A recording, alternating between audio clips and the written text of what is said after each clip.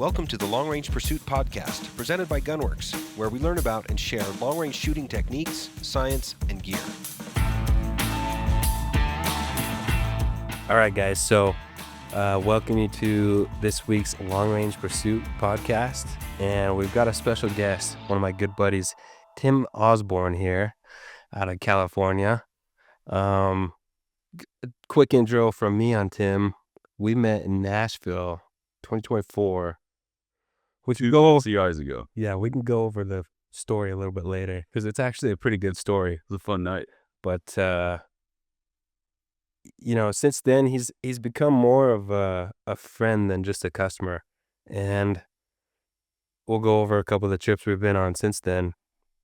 But Tim, you're an avid hunter. You're chasing your North American 29. Correct. And when you're not doing that, you're hunting waterfowl, right? Yeah, I got into hunting in general as a young kid, hunting ducks and geese with my dad. And, where I'm from in Bakersfield, California, we always hunt the dove opener. That's a big deal. But that's where I started was hunting ducks. Cool. Mm-hmm. Cool. Well, Tim's the real deal. I'm pumped to have him on here today. We're going to go over... That's a stretch, but... We're going to go over a couple things, probably over everything, basically. And we'll just see if this thing even makes it on air. Yeah, let's do it. So, tell me about yourself, Tim. So I'm 45, born and raised in Bakersfield, California, which is roughly a 2-hour drive due north of LA. I'm a personal injury attorney in Bakersfield. And so I represent people that have been in any type of accident, car, big rig, construction site. We have a lot of oil and gas and agriculture where I'm from. And so people that are hurt in those scenarios, that's what I do, is I represent them or the families of people that have been killed in accidents, unfortunately. But I love it because you take people in off the streets that are in some of the most difficult times of their lives, and they don't know where to turn or what to do, and it's all doom and gloom. And then through our help at the end, you take them through it and you stick up for them and help them stick up for themselves. And usually there's a very happy ending. And so that's a great part about my job. That's awesome. Yeah. And you're not just a lawyer for someone else's firm. No, I have my own practice. I'm a sole practitioner with a small boutique office. And the other really cool thing about my work situation is it's me and a couple of staff members, and we have literally taken on and defeated the largest companies in the world. And so that's pretty special, because say what you will about our American legal system, but it is true that once you get in that courtroom, it's essentially the great equalizer. And somebody like me can go in there by myself and stand up against, you name it, whichever giant corporation. That's awesome. Yeah. Awesome. Well, if you're a business owner, you're a lawyer, you don't really have a lot of time on your hands outside of work, right? Yeah, that's really an understatement. I have no time, and I'm impatient by nature anyway. So every minute is precious to me, just because I'm impatient naturally, but also because of the pressures that come with my job. Now, what we're about to talk about here in a little bit probably contradicts that, about how much hunting we're going to do this year. I'm a little worried about that. Actually, very worried. We're going to have to get a Starlink, huh? For sure. Yeah. Well, cool. Tell me about a couple of your past hunting experiences, briefly. Yeah. So Big game. No, not waterfowl. Well, in reverse chronological order, I think we're going to talk about it a lot more, but just roughly 2 months ago, you and I did a 10-day hunt in South Africa in the Eastern Cape, which was beyond epic. But I've hunted throughout North America, British Columbia multiple times, Alaska, multiple states in the U.S., and also Chihuahua and Sonora in Mexico.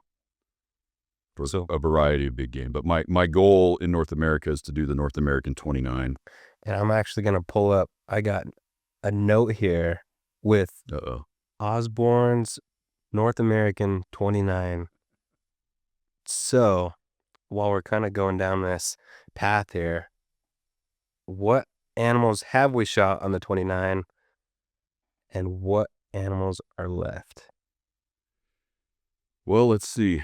And it depends because different organizations sort of have a different list of the 29, if you will. But I've got 3 of the 5 North American deer. I've got my Coues deer. That's what I shot in Chihuahua down in Mexico, which was a super fun hunt.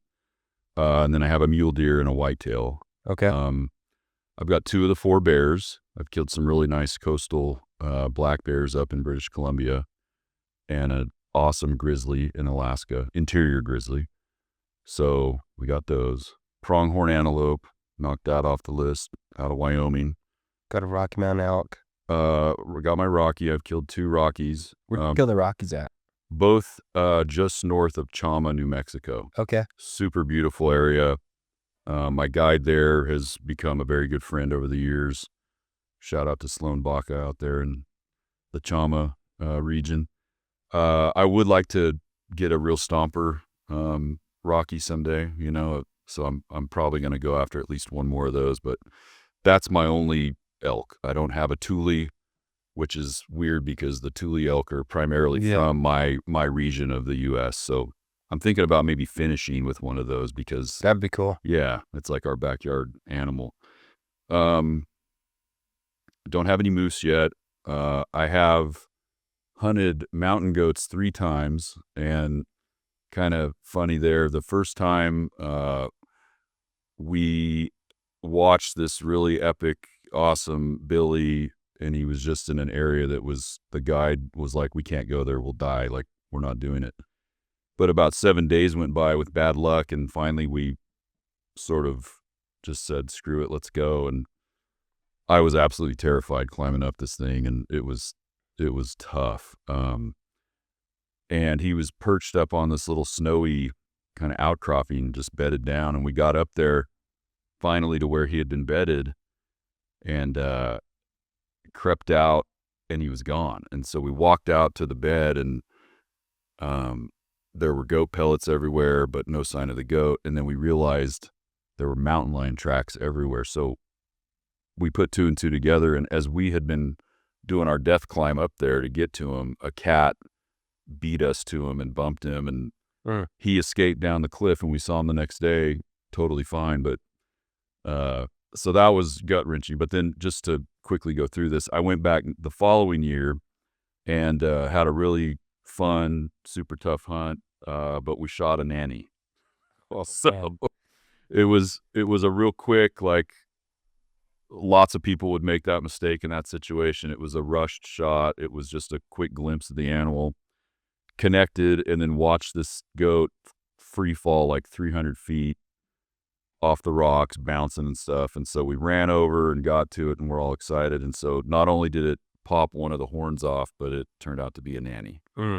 So then I went back last year for a 3rd time and ended up killing a beautiful all-time Boone and Crockett billy with lots of age. And so yeah, I have, I guess, 2 billy goats, or mountain goats, 1 billy, 1 nanny. Did you mount the nanny? I plan to. I'm going to do a nanny billy scene, like full body, both of them, up on a kind of cliff top. That's going to be cool. Yeah. Obviously, we're going to have a prosthetic horn put on her, but make it. I don't mind. Just make it. Yeah, exactly. Actually, she turned out to be a giant nanny. I mean, pretty impressive goat, really beautiful fur and stuff, so, or hair. So, but yeah, I'm looking forward to that mount. That's cool. But what else do I have on the list? Jeep is the last one. Oh, yeah, I do. I have 1 of the 4. I've got a desert bighorn from the Caborca area of Sonora in northern Mexico. And so, yeah, I think that. So that's 9. Yeah. 9 of the 29. 20 to go. 20 to go. Mm-hmm. And I've had a lot of heartbreaking bad luck hunts. I'm 0 for 2 on barren ground caribou, and 0 for 1 on stone sheep, which I'm still getting over, but that's hunting. I mean, yeah, in a way, that's what makes it fun, the challenge, And if you like going for a hike. I like killing stuff. You always say that. You're a killer, not Yeah. a chaser or a hunter, but I'm a glutton for punishment myself. I enjoy that physical challenge and the satisfaction of looking back and Yeah. almost Working for it. yeah, not being like some of the stuff I've done, I have trouble believing that I actually did it at the time, you know? Oh, yeah. Pictures I look at and stuff. And Yeah. so to me, that's cool. It sucks at the time, but Fun to look back on. yeah, for sure. Well, let's talk about your journey into the Gunwerks system from the start. Absolutely. How did you meet me? You tell your side of the story, and I'll pick up on mine. Well, I'll go back to before from Okay. basically the what I recall about first hearing about Gunwerks. Well, let's go back even farther. Tell me about the rifle system you used before Gunwerks and how that system worked and how you would shoot these longer shots. Sure. The first rifle that I used on some of these big game hunts that we just talked about was a 300 Win Mag Blaser R8. That's for those of our viewers that don't know what that is. It's unique because it's a straight pull action. You know, most rifles you've got to twist and pull. Well, the straight pull model, it's arguably quicker. I mean, some people debate that, but you don't have to twist. You just pull it. Yeah. It's more of a European style. Correct. I believe Blaser's either German or Swiss. I forget. Yeah. But although some American gun makers, I think, are starting to, I think Savage is doing one. And Yeah, doing a straight maybe- pull. yeah. There's a couple of them. Yeah. But anyway, that was the first rifle that I started using, and a lot of the times I like traditional stuff. Eric, you know, my preference is to chase and kill animals in their native habitat. So, you know, tradition and old school stuff. So appealed to me. Woodstock. So it was a Woodstock straight pull Blaser R8, heavy as hell. How heavy? You know, I honestly don't know. Probably 12, 15 pounds. Yeah. Right? Oh yeah, with the scope and everything, easily every bit of And that. what scope did you have on it? I mean, that was a Zeiss. Okay. Yeah, nice piece of glass. I like that Zeiss. It's Yeah. pretty simple, but really good. So yeah, that's I shot a mule deer with that, a pronghorn, and a Shot the nanny with it, right? no. What did I shoot the nanny with? No, you're right. I did shoot the nanny. Yeah. Yeah, and the elk. Killed the elk with that. So that's one gun that I've used. My Desert Bighorn, I actually used a Kimber. I believe the model is a Mountain Ascent. And at the time when I bought it, it was marketed as like the lightest factory-made gun. Completely opposite end of the R8. Totally opposite. Synthetic, you know, all that stuff. Probably one of the hardest guns you've ever shot, I bet. Because of the light. Yeah, it really was bouncing all over once you pulled that trigger, you know. But I liked that gun. I thought it was cool. Still think it's cool. Made a great shot on the ram down in Mexico, and so it all worked out. And I had a Swarovski scope on that one. The Bears, Mauser, right? Yeah, you've seen that Mauser. Yep. It's another Woodstock, just a cannon. It's a 375 H&H Mauser. I believe it's called an M98 or something to that effect. Swarovski scope on that as well. And it's done really good with the Bears, but big, heavy, you know, it's just a cannon. I mean, killed a Cape Buffalo on our recent Africa trip with it. That was fun. Yeah. But, so yeah, since you and I met and I purchased that, Gunwerks rifle, it's a 7 PRC. It's a Magnus MTX. Yep. Right. With a Revic, scope on it. Yep. You've got the A radical, radical. the smart scope. And I'm not just saying that because I'm sitting here with you. It's by far the coolest of all the rifles we've talked about, and the scope we'll talk about, I'm sure. But yeah, so I took 17 animals on our Africa trip, and except for the buffalo, everything was killed with that Magnus by you guys, by Gunwerks, and man, it is sweet. earlier this year, it's in January, I took a really nice desert mule deer, also down in Caborca, same outfitter that I hunted that bighorn sheep with that Gunwerks rifle. And then the third and final goat hunt where I got the really nice all-time booner goat was with the Magnus also. That's awesome. Yeah. Putting a lot of scratches on it already. I'll say, yeah, in a year or less to have darn near 20 animals down with it. That's pretty awesome. Yeah. So let's walk back. Where did Gunwerks pop in your head? Oh, yeah. So back to that. Gosh, probably, it's crazy how the years go faster and faster, but I'm going to estimate 8 years ago. How long has Gunwerks been in existence? I think almost 20. Okay. Since 2006. Okay. So 8 to 10 years ago, I love watching all the hunting shows on the Outdoor Network and, those channels. And I think I saw one of your dad's shows. And if I recall, that was the first time I had ever actually seen a Gunwerks rifle. Because your dad, Aaron, does, film some of his hunts and turn into shows sometimes. But I had heard the name through older buddies of mine that I've looked up to over the years, just talking shop and stuff. And, always kind of in this legendary tone, they would talk about Gunwerks. And so, that's my first memory of hearing about you guys. And it was just like, wow, Gunwerks, because I've never been a hardcore firearm aficionado. I'm just more about getting outside and hunting. Give me a gun that works and shoot straight and off I go. But so yeah, I just knew it. To me, it kind of had this upper tier, almost legendary status, and frankly, it was kind of intimidating to me,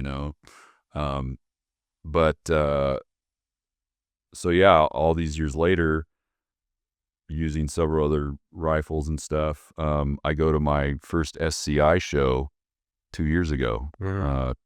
So it would have been the January 24 show. And I'm sitting in this little honky tonk in Nashville, rocking out at 3 a.m. Darn near, yeah. Plenty of cocktails that night. Just it's a typical Nashville SCI night, just having a blast. And you were with a couple of buddies and kind of bellied up to the bar next to me. And it's a little hazy, but we just kind of started BSing and kind of hit it off. And you were like, yeah, come by our booth tomorrow. 11 o'clock. I said, come by at 11. Specifically. Yeah. I was like, thank God, because the way that night was going, I wasn't going to be having a very good morning. But I remember you texted me that morning. You're like, we're running a little bit late. We're going to be probably more like 1. Yeah, we were a little injured, but it was worth it. But yeah, so we hit it off. Bands were going full blast in that bar, and we kind of just sat there and hung out. And once we dusted ourselves off in the morning, we came over by the Gunwerks booth and went over some systems. I had always, because I would like fantasize and get on your website before this. And, oh, really? Oh, yeah. And I always thought the Climber seemed cool because it was so, compact and light and mountainous. Yeah. And again, the more physically challenging hunts appeal to me. I know it doesn't look like I'm up for that type of thing, but I can still do it a little bit. So I always thought Climber would be the best for me. But when I came and met with you and your dad and Mitch Libby, you guys actually were like, no, let's talk about for the type of hunting that you're doing, where it's a mix. You're going to be doing the sheep hunts, but you're also doing this other Western hunting, elk. We kind of want to do one caliber that will most versatile. Do it all. Is what you guys, PRC. Yeah. And you throw a 7 PRC in a Climber, like it'll work. It's just not my favorite. You throw it in an MTX, you're getting pretty close to the same weight as the Climber, but the recoil management is way better. And that's similar to the principle we were talking about with that Kimber that I shot the desert bighorn ram with, right? The recoil management and stuff. So yeah, we went through all that, and my goodness, the customer service and the knowledge that you guys all threw at me which I love that, because that's what I try to do with my clients, in my office is I always warn my clients, like, hey, like, I like to teach. I often over educate. Like, if I'm talking too much, just tell me to shut up. And you guys were that way with me, and I never told you to shut up. I was just sitting there like a sponge with my eyes huge, Yeah. So yeah, after hearing your 3 expert opinions on it and all being on the same page, MTX is the way to go. I think we discussed my size. I mean, I'm a bigger guy. I'm 6'2"-ish, and I'm not going to say my weight, but no, I'm kidding. I'm like 240, 250 in there. That played into it, I believe, too, and just the overall versatility, because you guys knew that I was chasing the 29. Yeah. You're out of California, so we went with like a 22-inch barrel, Right. just because you're not gonna be running the cam. Right. We can add that 2-inch and not have any length problems. Yeah. So that's what I went with, and we did spend a lot of time on scope selection too. Yeah. So you're actually one of the first guys that got the Radical. I remember that. You're an early adopter. I was like, man, I don't want to be the guinea pig I here. don't even think the scope was released. I'm just like, let's wait. Yeah. Let's wait for this scope. And we built the gun. It sat there. Mhm. As soon as the scope got released, we threw it on there, which actually ended up, as an early adopter, I mean, you're going to see some issues, right? And we did. We had a parallax issue, but you went on one hunt, I believe, with the parallax issue, or did you do Mexico and the goat? It was the stone sheep was the first hunt I took the gun on, and I don't actually, looking back, there were a lot of things I would do different on that stone sheep hunt, but I don't recall if the parallax issue had arisen yet. I didn't notice it until I was at the range, I think, prepping for this desert mule deer hunt that I went on this January. But yeah, I noticed specifically the parallax dial on the left-hand side of the scope. I was adjusting it, and at a certain distance, it started to get a little blurry or foggy or whatever. Yeah, like past 300 yards, you couldn't get it focused. Yeah. And so I ring you up, as I always do, and man, it's so nice to be able to do that. And right away, you had mentioned very candidly, which I appreciated, that was something you guys were seeing in the first set that had been sold, mine being one of them. And without hesitation, you were like, send it back immediately, and we're going to have it back to you in time for your upcoming hunts, which weren't that far away. And I was like, yeah, I'll believe that when I see it. I didn't want to do it. Remember, I was like, no, let's just wait until I'm done. I can cope with this little issue. It's not that big a deal. And you had none of it. You were insistent on it, and nothing next day air can't fix. Well, and you proved it. I mean, I was super surprised that you got it fixed and turned around and had it in time for my hunts. So we kind of went over the specs of the rifle. You got MTX, 22-inch barrel, 7 PRC with a Radical.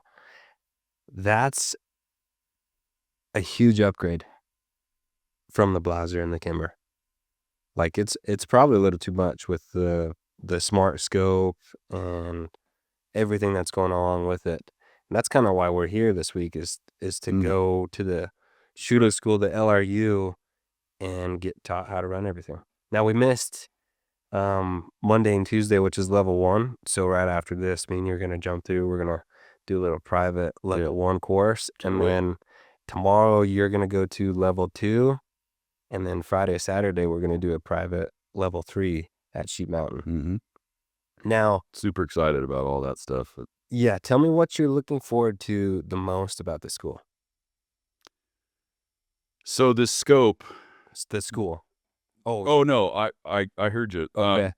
The school, there's a lot of things I'm looking forward to, but the scope that I bought, the Radical by Revic, which is the Gunwerks black brand, is crazy high tech for me. I'm not a tech person at all. I don't know if you remember, but I was pretty intimidated that day and hungover in Nashville. But talking to you guys and about that scope, but I trusted you and I went with it, and I've owned it for a year and a half or so. And Mm-hmm. by the way, great job on getting that whole rig put together and shipped out to me so fast. That was another thing that I was really impressed with right off the bat, is the speed at which I had the gun in hand and it was ready. But so very high tech scope. It's electronic. You turn it on and you're looking through the reticle, and it's got all kinds of readings digitally and so on and so forth. It's incredible. But even after owning it for a year and a half and killing almost 20 animals in multiple different countries and stuff, I still don't feel like I've even scratched the surface. And some people that are watching this may be more tech savvy and might be able to do that on their own and master it, but I haven't, and I can't wait. I think by the time I fly home this Sunday, I will have mastered it, and I'm really stoked about that. Okay. So look forward to learning the scope more. Yeah. Shooting techniques. Fundamentals and shooting techniques. We kind of went over a little bit in Africa, a couple techniques, but yeah, but I not think, really a teaching. right, to be in a teaching environment where that's the sole focus and purpose, I think is going to be a whole different level. So I'm pumped about that. I mean, even I gotta thank you again for the tour you gave me of the Gunwerks facility here today, man. Don't tell anyone about that VIP tour I gave. Yeah. Well, okay, it's our little secret. No, it just so fascinating. I mean, if anybody watching this has the chance to come here to Cody and take that tour, it is just mind blowing. Doesn't even begin to describe it. The technology and the ingenuity and just all the skill of the people here. It's something else. You told me you're not going to look at your gun the same. Oh, I did exactly those exact words. And when you see all the steps and all the component parts and all the raw materials and the whole intricate, extremely detailed process, yeah, I mean, it's a very, very deep. I mean, I already appreciated that gun and it's one of my favorite possessions, but now the appreciation I have for it is going to be so much more. But we were talking about the school and what I'm looking forward to, fundamentals and shooting techniques. Just going through the tour, we were talking to some of the engineers about, for example, gripping the gun with your trigger hand and you can explain this better as the instructor, but the 90-degree direction of the distal phalanx is the medical term I know through my job, but what's contacting the trigger? Yeah. It's the very last section of your trigger finger. So on some products that are not released yet, we're going over some features and why those features are important on length between the grip and the trigger, and how we can adjust that. So right, yeah. But stuff like that, you want it to be parallel with the trigger. Correct me if I'm misstating this, but because if it's not, it can cause a little tiny bit of we just want to have a nice 90-degree. It helps with some trigger pull. I think it helps with some booger flicking, which is where people pull the trigger and they flick it. So I think it helps with a lot of stuff. Yeah. So just little things like that. I know that this several days of learning will be chock full of that, and I can't wait to see how it improves my long range shooting, for sure. So you probably could have gone to any other school, probably some that are a lot closer to Bakersfield. Why fly out? And we had a long flight. You were stuck in Denver for forever. Last night was rough. It's what month is it? It's May. It's May, and we got a snowstorm last night. Like a blizzard. And so we got delayed in Denver for 2 or 3 extra hours. So we flew out at like 9:30 Mountain Time. It's like a 90-minute flight normally, but the word was that the weather in and around Cody was super rough, and it was. But we were going to give it a shot anyway with one of the major airlines, and we were on this little tiny plane, and we go in to start dropping altitude to attempt to land, and you can just see the snow just flying by, it's real blizzard conditions, and all of a sudden you could feel the nose pick up suddenly, and we're gaining altitude, and you're like, pilot, shit, we're headed back in Colorado. So the pilot gets on and says, we attempted one landing and it's just really rough. We had to kind of get out of there. We're going to give it one more shot. If not, we may have to head back to Denver. Unfortunately, they set it down the second time. So why go through that? I boil it down to two reasons. Again, the reputation of this place, this company, and the product that it puts out, and the customer service and the relationship that I've developed with you and some of the other people here. I cannot think of any company in any industry ever that I've dealt with that has given me the attention and the service and the patience, and again, the instruction and knowledge level that you guys have. And so it's totally worth it. I mean, I'd fly to Maine or wherever the heck you wanted to set it up. Yeah. Because of those two. It's a major separator for me. So you don't have a lot of time. You want to make sure that the days you're taking off of work are spent in the right spot. Yeah, efficiency. I mean, that's critical for me. And in the year and a half or so that I've known you, it's just been amazing the way, again, back to the scope thing, you turning that right around and making it a priority. It's just great. I mean, boom, boom, boom. You're in, you're out, efficient, quick, effective. Personally, I love that. Well, let's talk about the more fun stuff. Let's talk about this reserve hunt we just got back on in South Africa. Tell me your side of the story, and I haven't been able to tell anyone my side, so I'll kind of, and I wasn't with you on that trip, so I'll kind of tell you my side. Well, to clarify, we were there together. Yeah. Sorry, I was hunting different species in a different area. Right. But we would see each other in the evenings and stuff, at dinner and things like that. So, how in the hell did I talk you into veering off this North American 29 dream and coming to South Africa with me? Good question, man. It was all I don't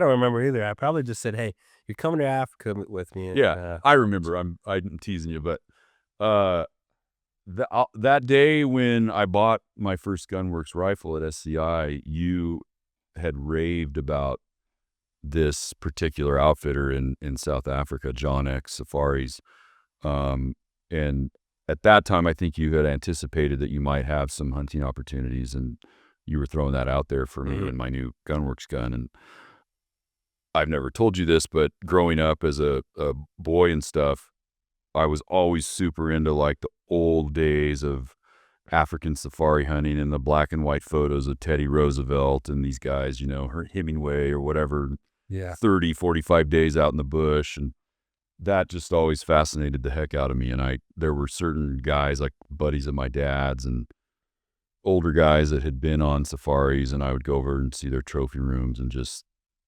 dream about it, and but in adulthood, my focus has been North America. And I always thought, oh, maybe someday it'd be fun to spin off and do Africa or stuff like that, but never really prioritized it. And then you come along, and it's just like every time we talk, you're in my ear about it. Yeah, if anyone knows me, I'm going to talk about guns, and I'm going to talk about hunting, but more specifically, I'm just going to talk about Africa the whole time. Yeah, you love it, and now I know why. Yeah. Because, from the start, everything you said was true, and in this day and age, that's a more and more rare quality in people. And you had been to this place and hunted with these guys, and I thought, you know what, if he is this fanatical and he won't shut the hell up about it, maybe I better take it seriously. And so I was like, Derek, shut up. I'm doing the 29. I don't have time for it. You're like, no, trust me, man. Right? Like over and over again. It's good practice. It's good practice. We like to say, if you come to Africa, you get 10 years of experience of normal people, 10 years of experience in 10 days. So you're going to go shoot the average person. They shoot 1 or 2 animals a year, right? That's all they have access to. Now you come to Africa, like you said, you shot 17 animals. Correct. That's 8-9 years of hunting for the normal guy. Yeah. So you get that in 10 days. No, I mean, the way it's done, at least with John X Safaris, but I think it's pretty much the format there is, and a lot of hunting in the Western U.S. too. You hunt the morning and then kind of take a midday siesta because the animals are bedded down and it's hot, and then go out and hunt the evening. And so 10 days, I look at it as 20 half-day hunts there, and we killed on 17 of the 20. So it was pretty remarkable. But I look back at my state of mind and my confidence level before I started that hunt, and now 2 months after it finished, and it's night and day. Yeah. Because like you said, the quantity of shot opportunities that you have if you want them, and the variety. I mean, there's big animals, there's small animals, there's mountain dwelling animals, there's plains animals that, it's all over the map. And so you get the variety of shooting scenarios, and it's just tremendous practice and great experience. And you were annoying as hell sometimes trying to sell me on that trip, but I'm sure glad you did it, and it's something I'll never forget as long as I live. We're going back again, that's for sure. Yeah, and I'm kidding. Thank you for putting me on that.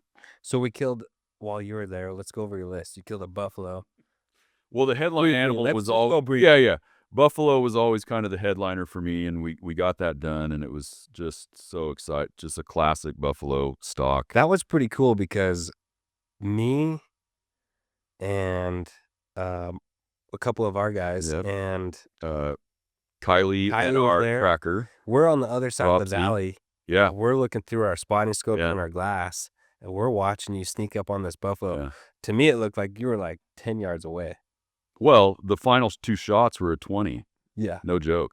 At the most. I mean, maybe a little inside 20. But yeah, so we were stalking this buffalo.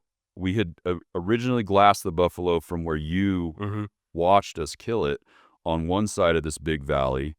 And we hiked all the way around because he was kind of bedded down on the other side of the valley. And Ed, awesome guide, and myself hiked around, and we're uphill of this buffalo, and it was kind of like real thick, big, 15-foot tall bushes, clumps of them, and we were kind of using those to our advantage, weaving in and out, and we're shooting downhill on this guy, and he was bedded, and Ed's like, all right, I want you to pop out, and he's going to be looking right at you. So he's bedded down, Tim.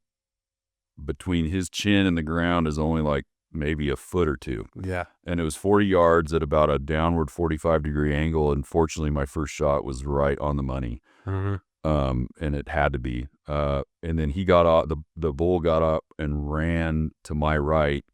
And right before he went behind some bushes, I got one in his, it was offhand and, quick, but probably right behind his vitals and a little high.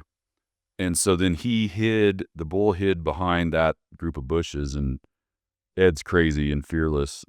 Shout out to Ed Wilson, of the Eastern Cape. So he's like, well, we're getting closer. And so we went, same scenario, got tucked in behind a bush and popped out again. And he was basically giving us his vitals facing left. And I put 2 in, and 20 yards, no joke. And he ran away and went downhill and tumbled about 3 or 4 seconds later. And you guys watched the whole thing from the opposite side. It was so cool. Yeah. It was, I'll never forget that one for sure. But besides the buffalo, the rumor was that some people were nicknaming me Noah. You told me that? Tour everything. There were a couple of species where I killed pairs. I got 2 zebras that were really beautiful. And then maybe the most remarkable experience of that trip, aside from the buffalo, was we came on 2 beautiful kudu bulls that were just fighting like crazy. They were just locked up. There's a video of this actually viral. Yeah, I think in the first 2 days on Facebook alone, Carl Van Zyl, the head guy at John X, had like over 200 or 300 views just on that one platform. But yeah, so about 360 yards out, as I recall, right over this, we were on this little ridge line looking out, and they were just hooked up, spinning, just going round and round. And one of them was just clearly a top class bull. I mean, just a monster. And the other one was also very good, but a little smaller. And so they paused, and I made a decent shot on the bigger of the two, dropped him, and figured the other one would take off. But if you listen to the audio on that viral video, it's so funny. Ed and his regal South African accent, he goes, "Oh, the other one thinks he's got him." And he thinks that he knocked the big guy out or something, and now he's even more fired up, and he keeps getting him with his horns. And we edited a lot of the funny commentary out between Ed and myself as we discussed what to do with the other bull, but ultimately we decided it would make a hell of a story if we took him as well. And there's a big bull too. Oh yeah, by no Older means was guy. he was a shooter for sure. And the cool thing is you got two different types of bulls. You got a really nice tight, long and tight, yeah. and then the other one's got a deeper curl, less length, but yeah, and a little bit different spread on the width, different cape color. So yeah, we killed them both, and I think in my whole hunting career, that's one that's going to be up there in my top memories. Are you mounting them together, or are you doing a Man, skull? You haven't figured it's out. so much work with 17 animals trying to do the Yeah. taxidermy list on what you want, poses and all that stuff. So I don't know what I'm going to do. If I'm going to have them actually like horns tangled up like they were, or I could see them on either side of a fire. We're probably going to shoot like 10 more kudu, just so you know. You won't have to twist my arm, that's for sure. Such cool animals. You got a badass kudu that trip too. I feel like I worked a little harder than you did. Well, for once, you actually earned one of your animals. Yeah, no, tell us about that. While you were, like you said earlier, going back for midday siestas, Carl and I were waking up at freaking 4 in the morning, and we're driving an hour and a half to some mountainous free range areas. And we're specifically chasing, we chase kudu on in the rural lands there for 2 or 3 days. I can't remember. That was freaking hard. But we killed an awesome kudu. I didn't get any of these midday freaking bougie meals. No, you or laps. You had it rough for those 3 days. Frick, I was eating a packed meal, man. What was our host's name? He was so cool. On the kudu days. Gosh, I can't remember his name. Okay, well, awesome guy, he and his wife. But yeah, you definitely had it rough during the kudu days. My recollection is that for at least 2 of them, while we were back napping and dining on burgers and kudu burgers and whatever, I was baking in the sun or getting absolutely drenched. Remember that one day where it just poured on you guys and you had no shelter? And famous words from Carl: "Don't bring any rain gear. We're gonna hike down this mountain. We're not gonna get rained on."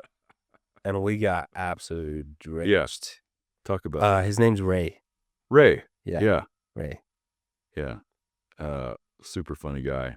And we stayed 3 days at Ray's ranch, if you will, and they had those traditional thatched roof buildings, and I had never been in one of those before, and super cool because they don't even need air conditioning, as I recall, because it temperature regulates somehow. So it's super cool. They're like a foot thick of just reeds, right? And they have special roofers that come in every year and freshen it up.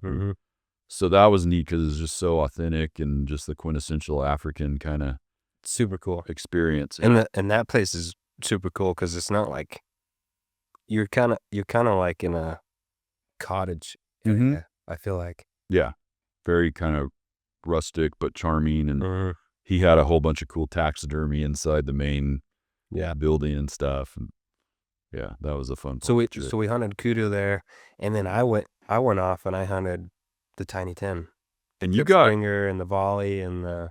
You put in some big time work on those too. Oh yeah, man, little guys, kind of like your buffalo, but we didn't have to recover that. For some reason, either Carl or myself thought it was a good idea to shoot everything at the top of the mountain, and they were all long shots. But I'm talking, you don't picture Africa as this mountainous. I mean, I'm pretty sure we were at like 6,000 feet on this Oh, mountain for that sure. we killed the Yeah. volley on. Yeah. That area was really rugged. And you guys would come back in the evening and we'd all have dinner together, and the videos and pictures you were showing me, picking my jaw up off the floor, because to get up to those positions, and then you were making shots north of 600 yards, and those tiny tin animals are like the size of a Small dog. hound dog or something. Yeah. Yeah, maybe even smaller. I mean, Yeah. tiny little targets. So, well done. That was impressive. And those are cool animals. Yeah. Dude, that hunting experience, the mountain hunt for those 3 species and the kudu, are actually one of my favorite. I don't do favorites, but it was a lot of fun. Yeah, you've had Totally different. It was completely free range. I even killed a zebra free range. Not to say that I'm against the state hunting. I actually prefer the state hunting, but dude, it was so much fun. And Yeah. I'd do it again. But I got 3 of the tiny 10. I had to go kill the next 7 When are you going to get it done? over the next 50 years of my life, probably. I can't wait to see that. I'm tempted to follow in your footsteps. I'm more on the dangerous 5 now after getting the buffalo down. Yeah. I know my goal is That's a little smaller list. It's easier to do. It's only 5. yeah, just slightly more dangerous though, Yeah. But yeah, other animals on my list on that trip. Gosh, beautiful Nyala. We killed the eland. A giant eland with a nice Donald Trump, as they were calling it. That, for those who haven't hunted eland, one of the trophy characteristics that they look for is they have these kind of red, fringy haired patches on their top of their head. A mop. A mop, right. That's kind of the more official term. But the guide and the tracker were saying, oh, he's got a nice Donald Trump. So I was, oh, he does. So Yeah, that's cool. we got him. Awesome sable, Hims buck. Gosh, you name it. Lechway. Yeah, got a really nice wide lechway. Those Water are unique buck. animals. Water buck. A black and a common impala. Both really beautiful. The last night, the food at this place was exquisite. And the last night they took one of the impalas I killed and diced it up and put it on top of sushi rolls, and it was Dude, just it was so epic. Man, it was good. Yeah. Got a super cool warthog. He's one of my favorite animals on that trip. We're leaving some out, but Yeah. yeah, Shitload of animals. shitload. Yeah, just cannot say enough about that trip. Thank you again. It's a lot of traveling, but it's worth it.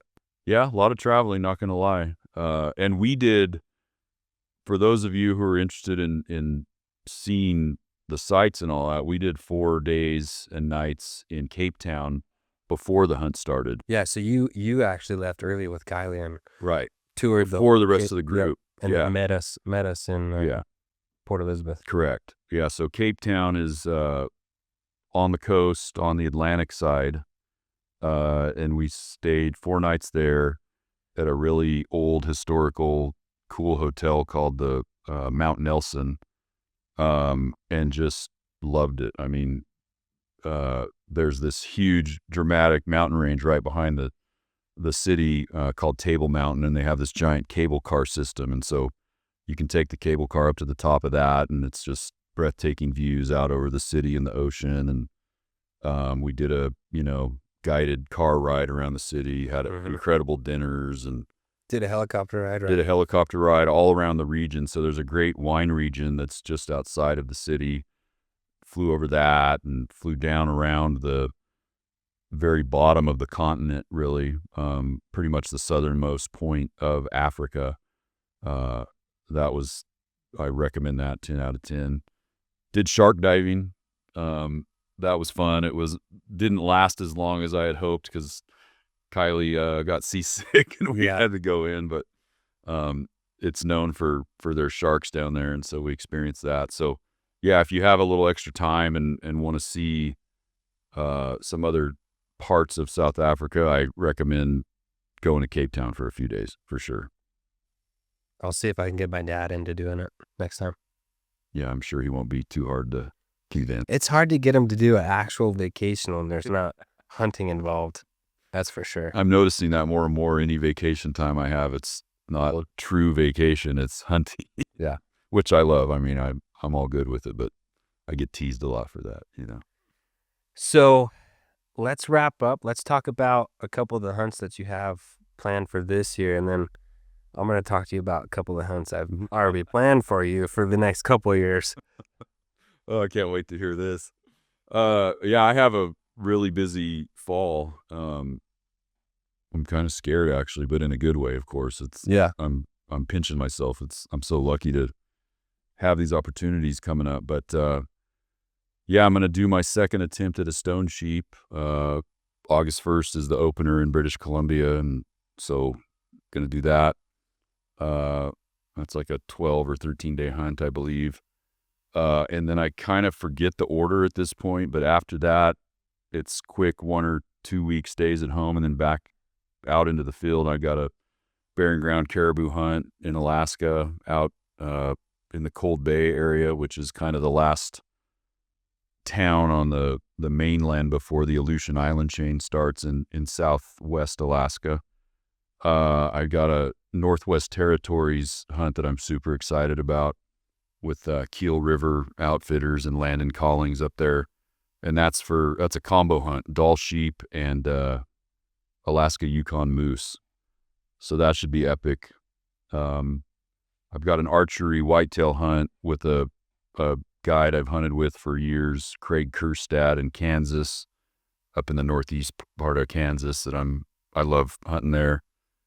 Let's see, what am I missing?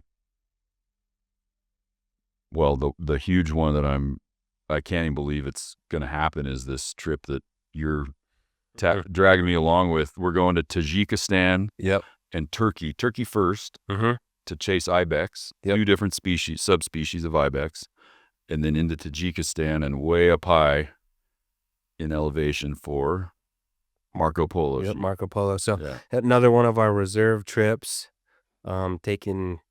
it's actually just a bunch of close buddies. So my dad's hunting Marco Polo. I'm just going to be there to have fun. Oh, are you not going to hunt? I mean, I might shoot an ibex. I actually just found out that you will. I just found out they have a yak there. Are you kidding me? Yeah. In Tajikistan. Okay. It might be the wrong time of the year. I'm going to figure out. I'll text Con and see, but let's get a yak. I'm shooting a yak, bro. I might shoot an ibex. I kind of have a hard on for that Pamir ibex, but you know, you're going, my buddy Chad Fraughton's going, my dad's going, and then we got another lawyer buddy called Michael. He's coming. So I can't wait. Nice small group. We're gonna go to Turkey. We're gonna hunt Anatolian ibex. Then we're gonna make the long travel over to Tajikistan in the cold, high elevation. It's probably gonna be miserable, but it's about as gentleman hunt as it gets. We're gonna be driving around in some vehicles, and we'll jump out and shoot the Pamir ibex and the Marco Polo. So the second ibex species is with in the Tajikistan. Yeah, I thought both of them were in Turkey. Okay. No. And what's the elevation approximately that we're going to be hunting out up there? 14,000 plus. Yeah. So we're gonna mark a backup turret for our guns. We'll just do a 14,000 foot just in case something goes haywire. I mean, we're gonna be in negative 40-degree weather type stuff. So some of our batteries. You could tell me about that. Oh, maybe there's a reason for that. Yeah. Well, seriously though, isn't there like because it's so high up elevation wise that you have to stop at a camp midway? Yeah, we're gonna ascend. It's acclimate and stuff like that. Yep. Yeah, we're gonna need to acclimate, and beforehand, I'm gonna get you a list of things that we're gonna do just to prep our body before, because you're actually coming. Bakersfield is what? It's not that high up. Oh, it's less than 1,000 feet. Yeah, it's gonna be way worse for you. Yeah, I'm coming from 5,000, so. No, and I typically on my hunts at elevation, it takes me a little bit to acclimate, but we have the tallest peak in the lower 48 is 3 hours away from me, Mount Whitney. Okay. And so I'm you got to have like permits and stuff to go to the top, but I'm planning on going up there and trying to get up high as much as possible just to be somewhat ready, you know. Well, one of the things that one of our customers does is he's got a Stairmaster, Mm-hmm. and he's got a little mask, Oh yeah, and he can kind of like set the I've seen those adjustments Mhm. to replicate the elevation Yeah. we're going to be hunting. However it does it, the mask kind of Limit provides you have a oxygen, little bit yeah. of oxygen. You can adjust it, right? Yeah, And, yeah. that'd be a good I thing think to it pick up. kicks ass, dude. Yeah, you look like that comic book character Yeah. in the gym with it, but whatever. Bane. Bane, that's it. Yeah. Well, that's the hunts for this year. I haven't told you this yet, but I'm working on a polar bear hunt for us. Mm. Muskox. Yeah, Go towards the buddy. 29. Yeah, yeah. I want to help you with this 29. Yeah. We might venture off and do a couple side quests to Australia and We New talked Ze- about that earlier. Yep, Mm. in New Zealand. But I'm here to help you complete your 29. I think it's gonna be a lot of fun. Oh, for sure it will be. I love it. Polar bear, I mean, The can you polar bear is imagine? gonna be sweet.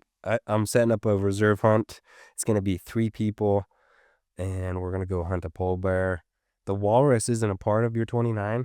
Well, again, depending on Yeah. which organization, Yeah, I forget which, but one of them does give that as an option. yeah. Yeah. But So- that's an option on the trip you're talking Yeah, about, right? yeah. We'll do a combo: polar bear, walrus. And let me remind you, you've talked about the reserve several times, but on this podcast episode, you really haven't explained to the people joining us what that is. Yeah. So the reserve program, we've been doing it for the last 15, 16 years on an unofficial capacity with these trips to Africa. Where we've taken 200-300 people to Africa in the last 15 years.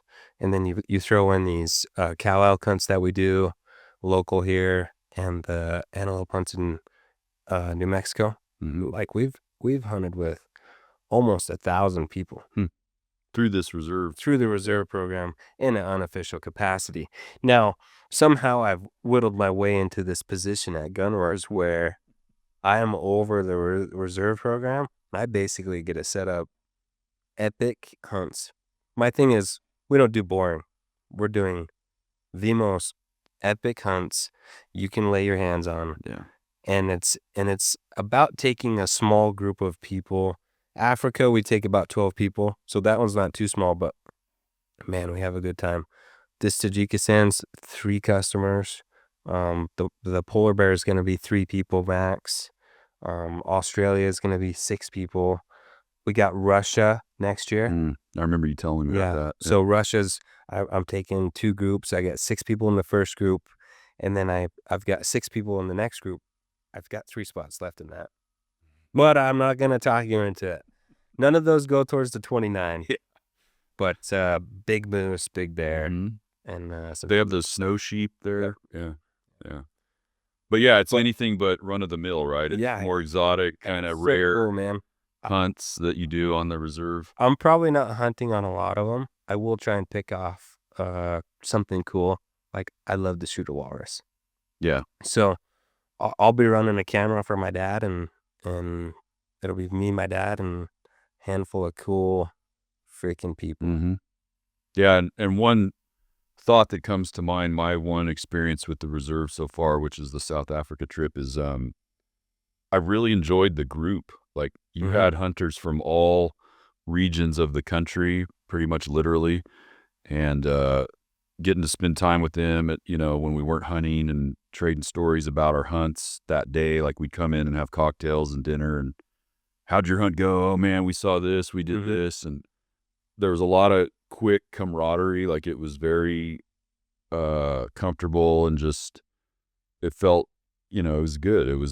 We were all buddies by the end of it for sure. Yeah. And just, you learn a lot about different people from different parts of the country and the way they hunt. And that was an added bonus for me that I didn't expect going into it. That's a good takeaway. Yeah, for sure. Well, It's been fun. Yeah. Anything else you want to cover? Any questions? No, I'm ready to go do some long range shooting education. Yeah. Let's go do this private 2-hour level 1 course and see if we get you caught up, and then we're gonna go freeze our butt off for the next 4 days.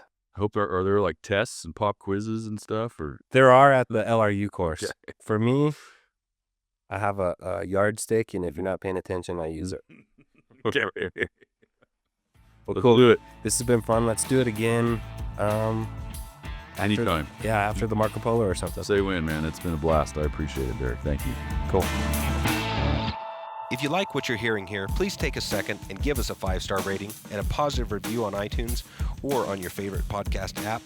We appreciate your feedback and suggestions for topics you'd like discussed or questions you want answered on the podcast. You can reach out on Facebook or Instagram or send us an email to podcast@gunwerks.com. Also, be sure and check out our full offering of long-range gear at gunwerks.com. Use promo code LRP for free shipping on any order.